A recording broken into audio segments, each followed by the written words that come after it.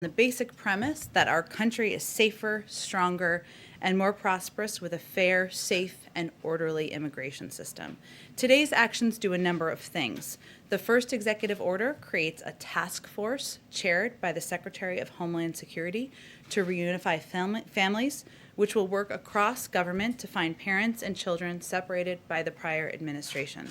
The second executive order develops a strategy to address the root causes of migration across our borders and creates a humane asylum system, including directing DHS to take steps to end the Migrant Protection Protocols program, which had led to a humanitarian crisis in northern Mexico. And the third executive order promotes immigrant integration and inclusion and ensures that our legal immigration system operates fairly and efficiently by instructing agencies to review the public charge rule and related policies.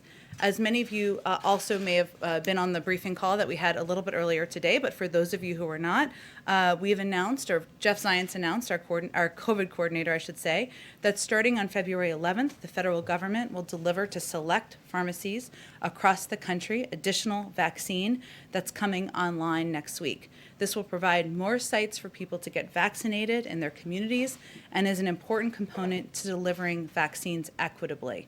More than 90% of Americans live within 5 miles of a pharmacy. And I don't know about you, my mother-in-law, my family calls me all the time figuring out how they can call the CVS and find out when they can get their vaccine. This is a limited launch of the program, but supply will ultimately go up to 40,000 pharmacies nationwide. Second, we continue to work to ensure states, tribes, and territories have the resources they need to turn vaccines into vaccinations. President Biden has already directed FEMA to fully reimburse states for the cost of National Guard personnel and other emergency costs. And today we go further by fully reimbursing states for the eligible services they provided back to the beginning of the pandemic in January of 2020. That means that states will be fully repaid for things like masks, gloves, mobilization of the National Guard, and they can use the additional resources for vaccination efforts and emergency supplies moving forward. This reimbursement effort is estimated to total $3 to $5 billion and is only a share of the resources that states need to fight this pandemic, which, as we've talked about a bit in here before, includes testing, genomic sequencing, and mass vaccination centers. Last, we announced that we would increase weekly vaccine allocation to the states for the next 3 weeks by an additional 5%, following last week's 16% increase. So we've increased supply by more than 20% since the president took office just about 2 weeks ago. These actions speak to the daily work we are doing to mount the coordinated federal pandemic response Americans need and deserve, I should say. As you also know, last night the president had a meeting with 10 Republican senators. He's meeting right now with the Senate Democratic Caucus over video to further discuss the American Rescue Plan, and we'll have a readout on that later this afternoon that we will send out. Last night during the meeting, he welcomed the opportunity to have a constructive exchange of ideas over how we can improve the American Rescue Plan. He pledged that he would bring people together when he ran for president, and last night was an example of doing exactly that. A new poll yesterday by Yahoo and YouGov showed that this plan has already garnered bipartisan support among the American people. He also reiterated, or we would like to reiterate, I should say, the urgency of acting quickly on the package. You all asked yesterday about the CBO reports, a new analysis that came out by the CBO, that without action, and that report showed also that without action, our economy won't reach pre-pandemic levels until 2025. That's too long, so our goal with moving this package forward is making it faster. I have a couple of additional readouts, or follow-ups, I should say, from some questions that have been asked in here over the last several days. Somebody asked earlier, I think it was last week, about Puerto Rico. Today, there's an update I have. The administration is releasing $1.3 billion in aid allocated by Congress to Puerto Rico that can be deployed to protect against future climate disasters.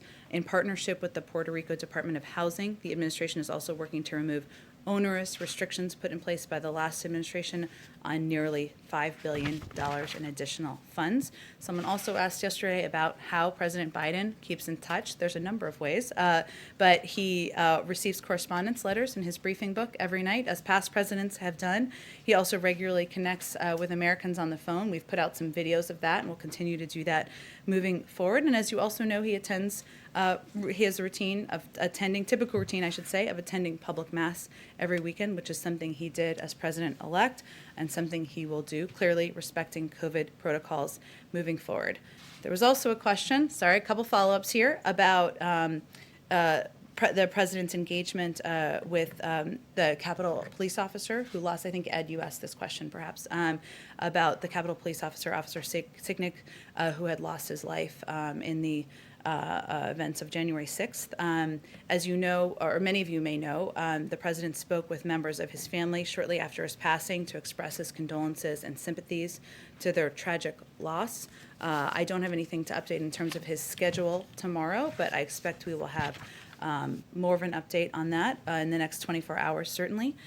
Finally, I know this is a lot at the top, we can confirm that the president will visit the State Department now on Thursday. That was originally planned earlier this week. We had to move things around because of snow, where he will thank the men and women of the national security workforce for their service to our country and deliver remarks about reclaiming America's role in the world. Sorry, I did actually have one more item. And as you all have seen reports this morning of the FBI confirmation that 2 FBI agents are deceased and 3 are wounded in a shooting in Florida. The 2 wounded agents were transported to a hospital and are in stable condition, as some, I think, have reported. President Biden was briefed this morning by Homeland Security Advisor Liz Sherwood-Randall.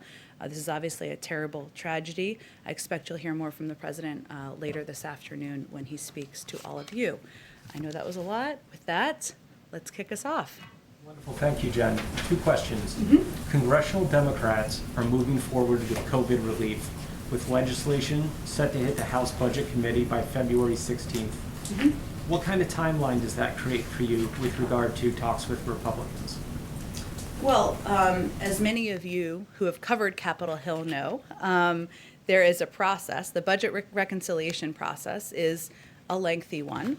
And because I suspected that people would want to talk about the meeting last night today, I just wanted to take the opportunity to talk a little bit about that process and where we see there being opportunity. So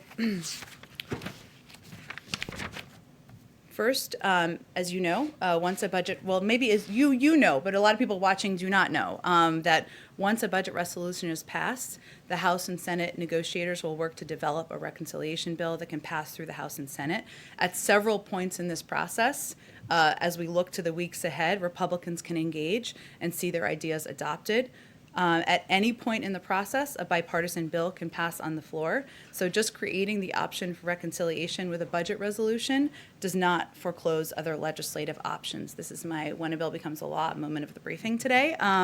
Second, Republican ideas can be adopted during the reconciliation negotiations, and is likely that several bipartisan ideas may be, or we are certainly hopeful of that.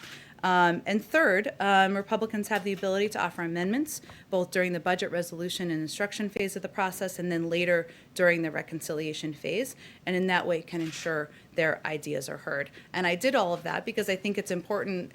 There's been some misunderstanding about how this process works, and I think there was some view that the final vote was this week. You all know that's not the case. There is some time. That's why the president is engaging, why he did with Republicans last night, Democrats today, and why he's conveyed that he would like to continue doing that in the days ahead.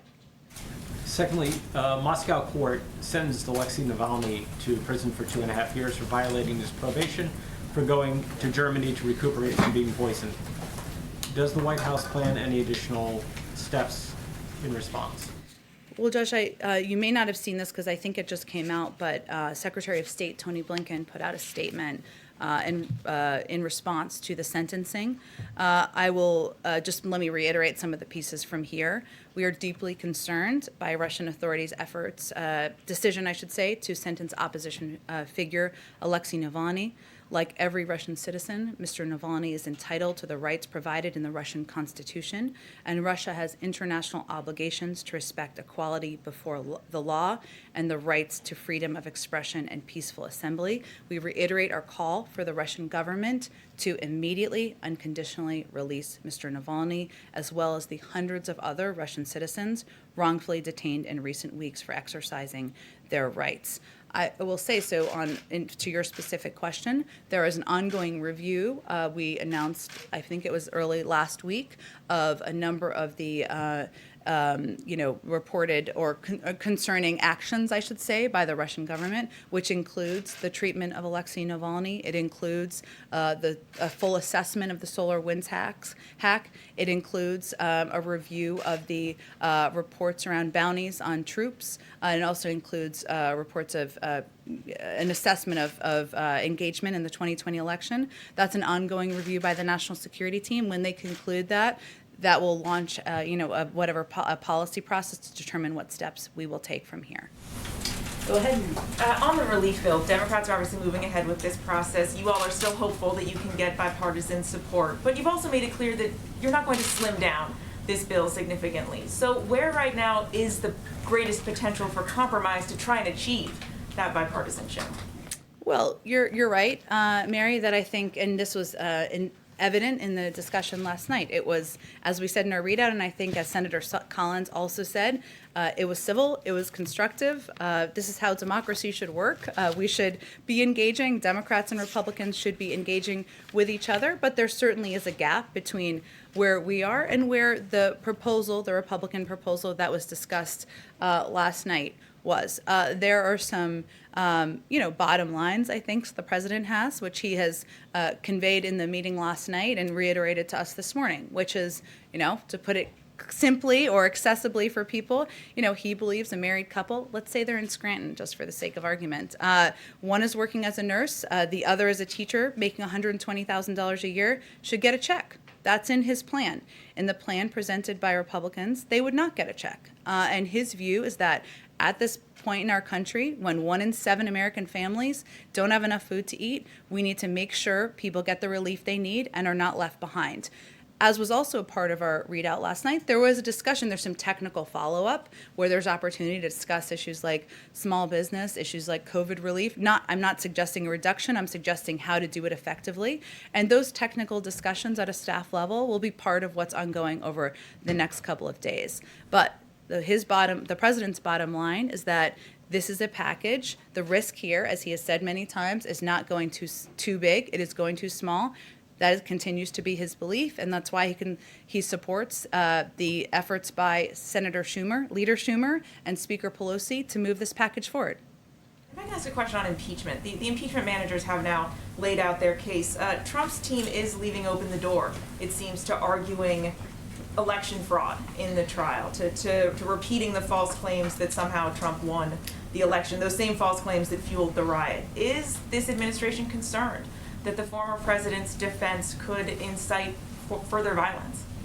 Well, certainly watching reactions in the country, watching the potential for violence is something that we will do closely from the White House across the country, no matter what prompts it, and that's something we will certainly keep an eye on.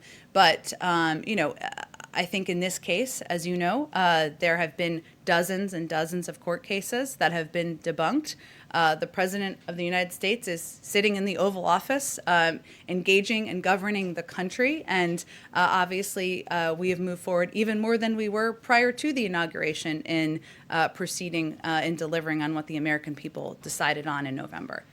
One quick one on immigration. Some reform advocates have criticized these actions for being reviews of certain programs, like the Remain in Mexico program, rather than cancellations. Why review and not reverse some of these programs? Sure. Well, part of our effort, Mary, is to assess the damage that has been done by the policies that were put in place by the prior administration. We want to act swiftly, we want to act promptly, but we also need to make sure we are doing that through a strategic policy process. And the president's commitment to immigration is indicative in the fact that he announced an immigration bill his first day in office, and that he has signed and after this afternoon a number of bills to overturn the immoral actions of the prior administration, but we want to ensure that our team, led by the new, hopefully newly confirmed soon, maybe right now, Secretary of Homeland Security, has the ability to review the process and policies and make sure he's putting the right ones in place. Do you have a sense of timing for these reviews, when the task force on reunification, for instance, may actually put out their first findings? We do, and it's important to us that there are markers to give updates to the American people on this and many other issues. So there will be a report issued within 120 days, and then every 60 days thereafter on the progress being made. As I think you all know from covering this issue, this is very difficult. It's emotional for a lot of people for understandable reasons. And we need to find out first where all these kids are and figure out where their parents are. And so we are starting at square one here, but our team wants to ensure that we are providing an update on what progress we're being made, how it's going to be approached, and what the task force will be able to get done. Go ahead. On the same subject, Jen, this is going to be really big news across Latin America, especially in those countries where people have come from. What is the Biden administration's message to people who may see this in the news in the next few days and think, oh, they're changing the policy, now might be a good time to go north? Well, the message continues to be what it has been, and I appreciate you asking the questions because it is confusing as we take a lot of these steps forward. One is that this is not the time. We want to put in place an immigration process here that is humane, that is moral, that considers applications for refugees, applications for people to come into this country at the border in a way that treats people as human beings. That's going to take some time. It's not going to happen overnight. Obviously, we have a bill that we are hoping will be able to move through Congress.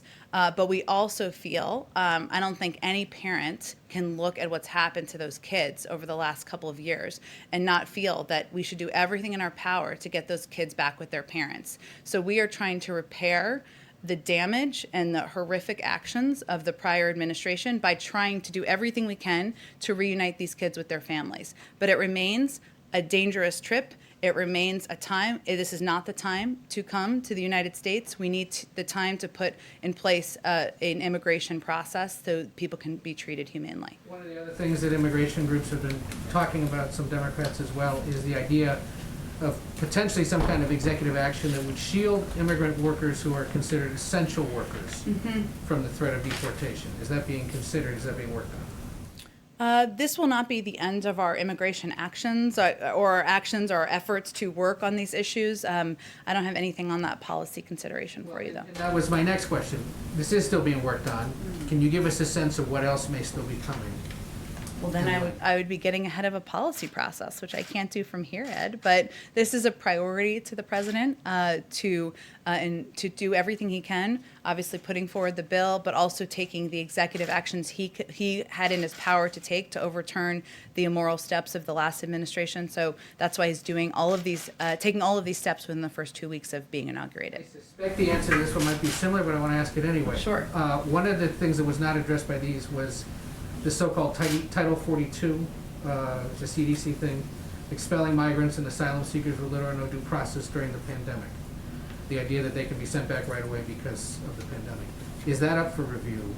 And why was that not perhaps addressed right away, since it's been a concern for a lot of advocates of immigrants who are trying to come across? Certainly, I know it has been. I would just say that continuing to take policy steps to address the plight of migrant families, to do so in a humane and moral way, is a priority of this administration.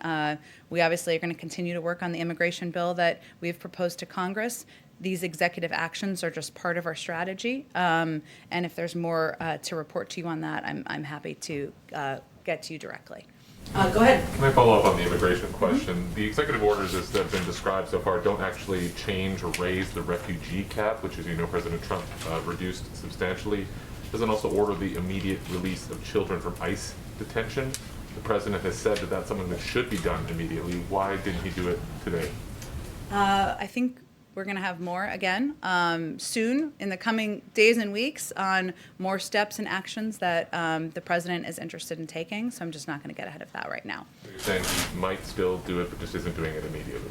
Again, I was saying that there are additional steps the president will take, our policy teams will take, our experts will take to address immigration in a humane and moral way.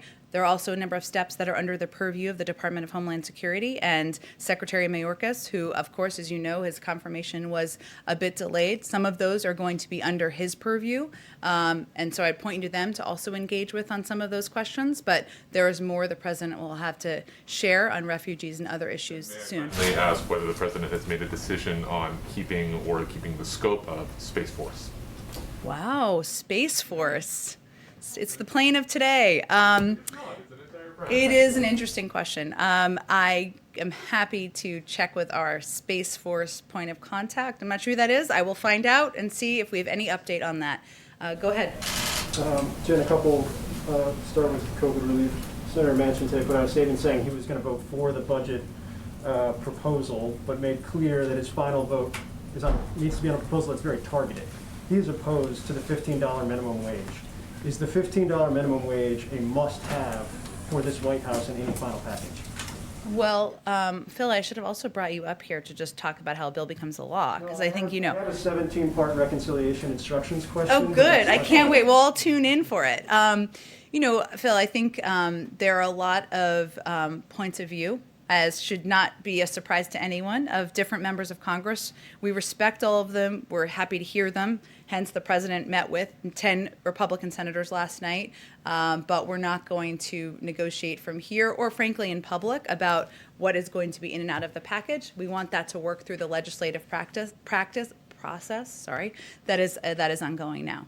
And then on the meeting with the Republican senators, you said the word reiterate. I think in the statement last night, had the word reiterate 3 separate times. Like, it's very clear where we like that word. It's a good word. It's a solid word. But it underscores that your guys' position is firm. Mm-hmm. And so I guess my question is, you're talking about staff talks on technical details. Is that basically the ball game right now in terms of the bipartisan talks? Like, they can prove things on the technical side. There are pieces if they want amendments. But broadly, this is what it is, and it's moving. Well, I think the president's commitment is to urgently deliver relief to the American people. And that is what he has conveyed in every meeting he's had or engagement he's had with Democrats and Republicans. And as we just talked about, there's a process that's just in the early stages that's beginning on Capitol Hill to do exactly that. But there are also steps that can be taken or changes that can be made through negotiations that also through the legislative process have to happen between the House and Senate. There are amendments that can be proposed and voted on, and we're going to see that process through or allow that process to go through.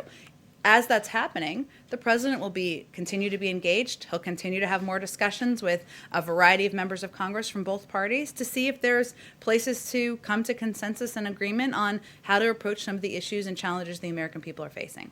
Last one on COVID relief. You guys have made very clear the $130 billion for K through 12 is crucial to reopening schools. I think there's something along the lines of 60 to 65 billion in past proposals that has been obligated but is mostly unspent right now on the public school front. What are you guys doing to ensure that gets out the door given the priority it is in your next package? Sure. Well, my understanding from talking to our economic team is that the funding that was in the $900 billion package, I think if that's what you're referring to, will be spent in the next couple of weeks. And so what we're trying to look ahead to is what are the needs as we're looking to public schools across the country, that many of them need funding, many of them need PPE, many of them need testing, many of them need better ventilation in their schools to ensure we have adequate funded needed to open the majority of schools within 100 days, which remains the president's goal. Go ahead. Yeah, today there was new data on the Sputnik V vaccine showing that it's quite effective. And I'm wondering if the administration is concerned at all that Russia could use this vaccine to exert geopolitical power with nations in need, perhaps in Latin America. That is not a concern I've discussed with our national security team. Obviously, our focus is on our own FDA approval process here and ensuring that we make as much of the vaccine available to the American public. And We just rejoined, as you know, the World Health Organization because we believe that the more people who are vaccinated around the world, the safer we all are. But I'm happy to speak with them about it and see if that's a concern they have. One other question on the COVID travel ban that is in place. Is that a temporary thing while the CDC and the Biden administration figure out a safe way for international travel to occur, or is that seen as more long-term, especially given that the variants are already here? Well, these were steps taken, as you know, by our team in order to increase the safety of the American public. And certainly we don't want them to be forever because we want to get the pandemic under control. But they will be in place as long as our health and medical experts believe they're necessary or essential in order to keep the public safe. So the impact of variants, which is a very good question, is something, you know, they assess. And I would certainly encourage you to ask them that question on our next COVID call. Go ahead. There have been calls for some kind of boycott of the China's 2022 Olympics. Given the administration's recent support of the genocide designation there, does President Biden support those calls to perhaps find a new host country? And have they engaged with other allies on that topic? Well, I've seen some reports of that, and I don't have any update for you or preview for you or change of our approach to the Beijing Olympics. No. President Biden has promised to make the visitor logs public and bring that back, that tradition. Obviously, you guys are not having a lot of visitors due to the pandemic. To the extent that these calls are taking on virtually, is there any talk about a virtual visitor log or some kind of transparency on how those virtual meetings are being disclosed to the public? Well, our pledge is to be, venture to be, hope to be the most ethically stringent government in history, and he's put in place a number of steps and policies to deliver on exactly that. You're right that there are not currently many visitors. At some point, hopefully, there will be, and we will be returning to the release of those visitor logs. That was not the case during the prior administration. At this point, there's not a discussion of making virtual meetings part of what's released. Go ahead, Jeff. Hey, Jen. I actually have more visitor logs questions. Oh, okay. The first one is, has anybody in the administration looked at the logs from the weeks before or leading up to the January 6th riot to see if anyone connected with the riot has been in the building? You are not the first person to ask this question. It's a very interesting one, or newsworthy one, I guess I should say. I have not had a chance to talk to our team on whether we even have access to those logs. I mean, we obviously know what information is put in from visits, people who come to visit, and we have the ability to release that over the coming months. I'm not aware of an assessment of that, but I will also ask our team if we have access to them or if there's a plan to look at them. When you get back to releasing, I know under Obama they came out on like a monthly basis a few months after the date of effect. Mm-hmm. If it's possible, would you release them for the prior administration? Because there are a lot of people coming in and out of here where the public would only learn through a random media report or a camera got a picture. I'm not even sure if it's technically possible. That feels like the first question. So let me talk to our technical gurus and see what I can find out. And just one more technical thing, if you don't mind. The first impeachment, there was a lot dealing with a foreign leader call by the president to Ukraine. Is that system still intact where there's notes and records of foreign leader calls? And is anybody on NSC or anybody else looking at those? From the prior administration? Yes. Like the past foreign leader calls by the predecessor of the president. I am not aware of an assessment of those, Jeff. I think our focus is on our foreign leader calls the current president of the United States is making to global leaders in an effort to rebuild our place in the world and work on some diplomacy. Katie. Hi, I just have another question on immigration. On the Family Reunification Task Force, can you talk, I know you said you're at square one, but can you talk a little bit more about the work ahead in finding some of these kids? I think the current number, it might be higher, you can correct me, is 600 or some. And I'm also wondering if you can talk a little bit about how officials are going to evaluate cases to determine whether the families will be reunited in their home countries or if they will be allowed to stay here. It's a great question, Katie, and some of that is what Secretary Mayorkas, newly confirmed Secretary Mayorkas, and the task force will have to assess is, and it will be case by case. There are estimates of between 600 and 700 kids, but part of what we need to do in the early stages, or I should say what the task force needs to do, is determine what the accurate number is and where these kids are, and then determine case by case what the best process and approach is for reuniting them with their family members. So there's a great deal of work ahead. There is a team that is very committed to that work, and part of what I'm sure will be in the report around 120 days is what progress they've made on that effort. Go ahead, Nina. Does the president think cutting off aid to Myanmar's government goes far enough, or are you all looking at additional steps, and what might those be? Well, I think the State Department may have put a statement out, if I'm correct here, on the assessment made in the legal review that is calling the events in Burma a coup. So, and as you also know, and we talked about it a little bit here yesterday, but there was a releasing of there was some sanctions relief over the last several years because of steps that the government had taken toward democracy. There has been a rollback of those, and obviously looking at sanctions is a big tool that would certainly be assessed, and I think that would be the one I would focus on at this point in time. We haven't heard the president, we haven't seen a readout of the president talking to President Xi, and I was wondering if there's something scheduled or when that might be. It's been a couple weeks? Less than 2 weeks, actually. It may seem longer to you. Our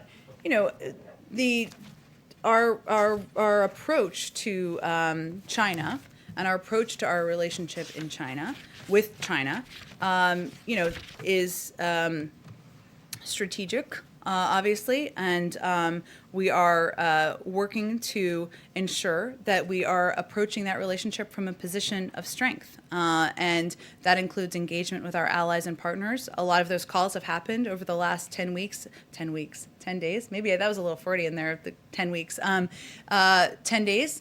They will continue. And also engagements with Democrats and Republicans in Congress about the path forward. I don't have any call to predict for you at this point in time. Obviously, with Secretary of State Tony Blinken now confirmed, there are additional layers to engage with the Chinese, but we'll let you know when a call is happening, and certainly have a readout for all of you as well. Sounds a lot like the strategy is not to talk to him at this time, because you're talking about speaking to allies and making other calls first. Have they requested a call? I don't have anything more for you. I think I don't appreciate the putting words in my mouth. That wasn't what my effort was. What I was conveying is what our strategy is here from the United States, which is to work with our partners and allies and determine what the right time is. Of course, the relationship with China is going to be multi-layered. We'll deal with climate. We'll deal with the economy. We'll deal with security, and that is of course a priority to President Biden. He's spoken about it during the transition. He's spoken about it. Obviously, he's had engagements with his national security team about a range of issues, including China. We've been here less than 2 weeks, and when we have a call to read out, I'll make sure you know. Go ahead in the back. Thanks, Jen. I want to ask you a few on the rescue plan talks, and I want to follow up on a question that Phil had asked you. You had acknowledged that the gap between the administration and Republicans is wide, but the talks last night was constructive. Mm-hmm. So after the discussion in the Oval Office last night, is the number from the White House still $1.9 trillion? It is. On the issue of the minimum wage, mm-hmm. You had said that the president believes that a nurse and a teacher, a couple who makes $120,000, should get a check. So that's clearly a quote-unquote red line. I don't know if you want to describe it as that, but something that the president wants. Red line is an old term. We're not going to use it again. Okay, that's right. But when you were asked about the minimum wage, you said you're not going to negotiate from here and you want to work through that. So it seems as if the president might be open to dropping the minimum wage from the bill. Is that a fair I know there's a assessment? lot of appetite for what is going to be negotiated and out of the bill. I totally get it. This is a big topic of interest, but what I was just conveying as an example is that ensuring those checks are in the hands of Americans is a top priority for the president. I wasn't taking in and out things in the bill. That will be a negotiation that will happen through Democrats and Republicans in Congress. Obviously, the reconciliation process has just started. There are many opportunities for Republicans to offer amendments. There's a whole negotiation that's going to take place, and the president will continue to be engaged with members of both parties through that process. And on the issue of Senator Manchin and his statement today, he talked about how he would like to see something targeted. He said, let me be clear, and those are the words I shared with President Biden, our focus must be targeted on the COVID-19 crisis and Americans who have been most impacted by the pandemic, his quote. Does the White House believe that $1.9 trillion is a targeted package? Well, the size of the package was determined not for shock value, but to address the dual crises that we're facing. And that includes ensuring that millions of Americans can put food on the table. 1 in 7 American families are concerned about food security right now. It ensures that we have funding that we can reopen schools so that kids can go back to school, mothers and fathers can not worry about their kids, and ensures that people can apply for unemployment insurance. The size of the package was determined, of course, in consultation with members on the Hill, but also based on the recommendations of economists, on health experts, and that's how we came up with that number. And lastly, there's going to be a jobs report on Friday. Depending on how that jobs report looks, might that change how the White House views what needs to be in the package or not? Or you kind of believe that this is the best framework now, and that's what you're going with? I mean, if there was a jobs report that there were 10 million jobs created, that would be great news. I don't suspect that will be what the outcome of the jobs numbers will be.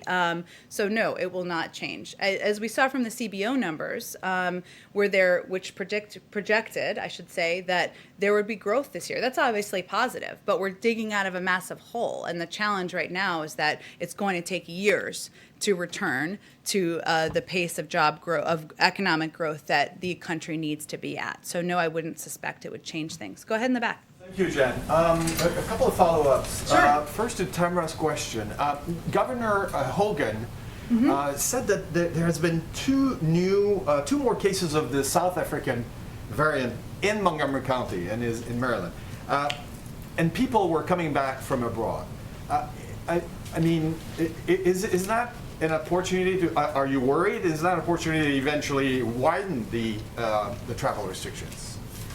Well, I think what our health and medical teams do, so the CDC and others who are actual doctors, is make assessments about what steps need to be taken, whether it's masking, that, as you know, is now required on planes, or travel restrictions from certain countries in order to keep the American people safe. And certainly Worked in Maryland, obviously. Well, I don't know that it hasn't worked, because we also have prevented a number of people from coming into the country and tried to take steps to reduce the spread of COVID and also the spread of some of these variants. But they will assess steps that need to be taken based on variants. Obviously, that's something that they review on a daily basis. To Anita's question. Correct me if I'm wrong, but the president hasn't spoken yet with Prime Minister Netanyahu. He's an ally. Isn't that surprising? I don't know that it's surprising. Less than 2 weeks into an administration, he hasn't called every foreign leader yet. He certainly would love to spend more time talking to foreign leaders. That's, his first love is foreign policy. But I expect he'll continue to have additional engagements in the weeks ahead. And obviously, we have a long and abiding relationship with Israel, important security relationship. I'm sure they'll discuss that and a range of issues when they do connect. Question, Jen. Since President Clinton and President Obama made Canada the destination of his first trip, can we expect the same thing from That was a very creative way of asking the first foreign trip question. I don't have anything to preview for you in terms of where the president will travel on his first foreign trip. I'm as eager as you all are. I love foreign travel. I will remind you that his first call was, of course, to the Prime Minister of Canada. So that is certainly affirmation of the importance of the relationship. Go ahead in the back. Yeah, thanks, Jen. One on immigration and one on jobs, if that's okay. Sure. So the president's third executive order, as I'm reading it, restoring faith in our legal immigration system and promoting integration of new Americans. Should visa applicants in the K-1, the student E-2 visa program, should they take this as a sign that they'll be granted travel waivers to return to the United States? I know you were asked about that last week.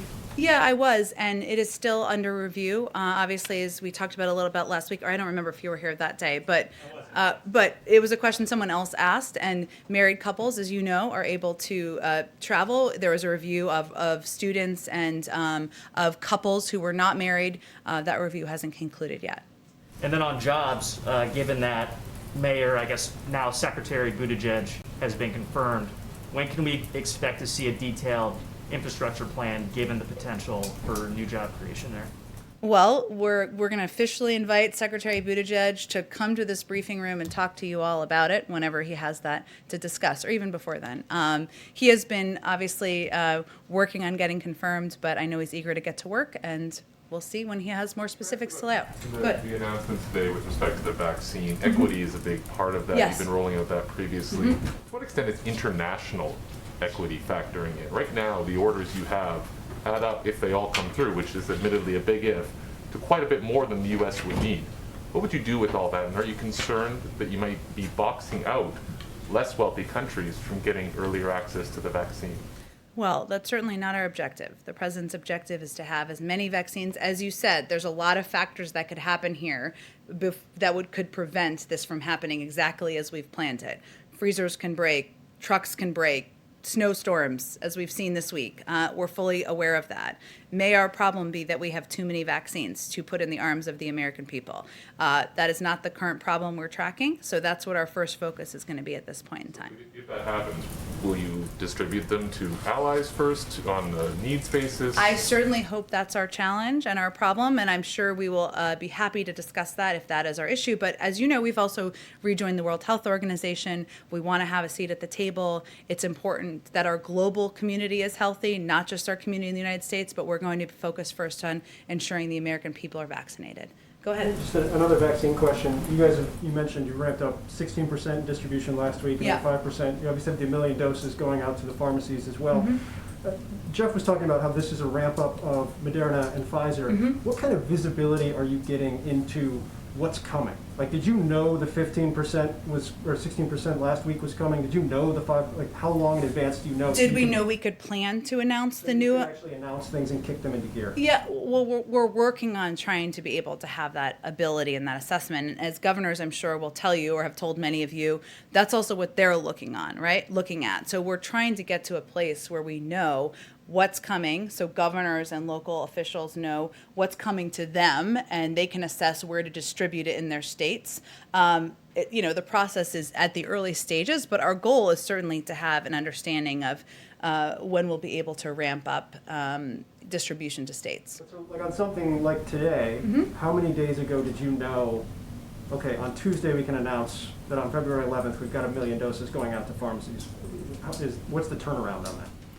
Well, that particular announcement has a couple of components, right? It's of course engagement with states and governors, and engaging with them is pivotal, but also with pharmacies and ensuring that they're able to do it. I mean, if you log on to CVS to do an appointment to get a flu shot, you want to know that the system is going to work. So there are a lot of steps in the process. I'm not sure how many days in advance we knew that it was full to go. Not many, but it takes a great deal of coordination to make sure governors are feel comfortable with the announcements being made, that we're fully coordinating with them, that they can explain to their public that, of course, pharmacies are just a part of what we're doing, right? It's not, 1 million doses is a lot. It is not going to vaccinate the entire country. We're going to ramp that up. So that leaves some onus on them to be able to communicate where where people can also get their vaccine. So that coordination is key as a part of it, several components in this one, but we don't usually sit on these announcements, so I don't think that long. Go ahead. Jen, Senator Schumer just came out and said that he had a, quote, really good lunch with the president and Secretary Yellen. He also said that the president told Republicans last night that the $600 billion was way too small. Does that track with with your understanding of what he actually said to them last night? Yes. I mean, the president has been clear that our risk is not having a package that's too big. It's having a package that's too small. And there have been public proposals, of course, by these senators and by others to split the package, to do a smaller package, and his view is that there are key components and funding that would be needed in order to ensure that millions of people have checks, in their hands, that we ensure people are getting those $1,400 checks, that we ensure that we are properly funding schools to reopen, that people can, that we have the funding needed to get shots in the arms of the American people. So that is not a cheap endeavor, and one that, but those key components are all a priority to the president. Go ahead, Anita. I just wanted to follow up on the meeting last night. In the readout, and all that we've heard is about the relief bill. Did any other issue come up? It was quite a lengthy meeting, couple hours. I wondered if the president brought up anything, or if the senators brought up executive orders or other policy issues, or was it solely focused? It was focused on the American Rescue Plan, and they had a robust discussion about it. I don't have any more of a readout for you than what we provided last night. I know that, I think it was happening as we came out. I know it's happening right now, so I don't actually know, but we will put out a readout of it afterwards. And the goal was just to discuss the bill, Yeah. but nothing else. Exactly, that was and obviously people can raise what they want to raise. I'm sure Democratic senators will share with all of you what they raised, but the focus of it was to discuss the American Rescue Plan, the path forward, and the imperative of moving it ahead. Go ahead in the back. Oh, go ahead. Oh, sorry, go ahead. Okay. Is there any plan or date set for the president to address a joint session of Congress? And are you guys already working on his address? And is selling the American Rescue Package part of that, and in what way? Not yet and not yet to the first two questions. And it really depends on the timing. Of course, there's urgency, as you've heard the president say and all of us say, in moving this package forward. I think, as he also said in his primetime address when he announced the American Rescue Plan, he also has plans to announce a Build Back Better agenda, and our plans would be to do that once we are at a point where it's that can be the next priority. So it really we don't have a date yet, and depends on when that date is and what the focus will be, and not working on it quite yet. Go ahead. Yeah, so on the UAE aluminum tariff announcement, I know the president had insinuated that he wants to do a full review of former President Trump's tariffs before acting on any of those, and he, the president, or the former president, signed that out on December 31st. Should we take this announcement as an indication that that review is completed, or is this just a one-off instance specifically pertaining to UAE? So, as you said, and for people who are not totally as familiar with this issue as you are, I know there's a lot going on in the news. Shortly before the inauguration of President Biden, the United States lifted a 10% existing tariff under Section 232 of the Trade Expansion Act on aluminum imports for the UAE. His campaign promise included a commitment to carefully evaluating all steps taken by the previous administration on trade, as you also said, including the private deals and assurances that may have been made. As part of his campaign commitment, we are conducting an immediate review. So the review is underway of the previous administration's trade policy to determine what steps need to be taken. So that includes, decisions on tariffs, and the previous administration's decision to lift the existing tariff on the UAE under Section 230 at the last hour was made clearly in our view on the basis of foreign policy issues unrelated to trade. So it's all a part of the ongoing review. Thank you, Jen. Great. Thanks, everyone. See you tomorrow.